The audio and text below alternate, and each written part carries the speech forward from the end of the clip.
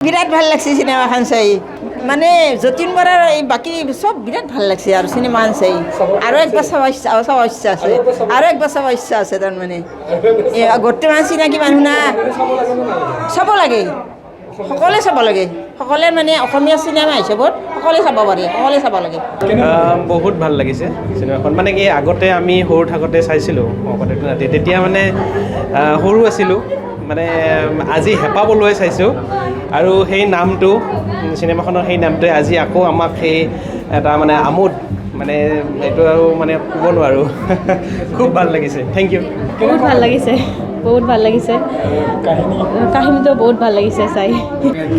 ভাল লাগিছে খুব ধুনীয়া চিনেমা সকলো আহি চাব অসমীয়া চিনেমাৰ আকৌ ভাল দিন ঘূৰি আহিছে বুলি আমি আশা কৰিব পাৰোঁ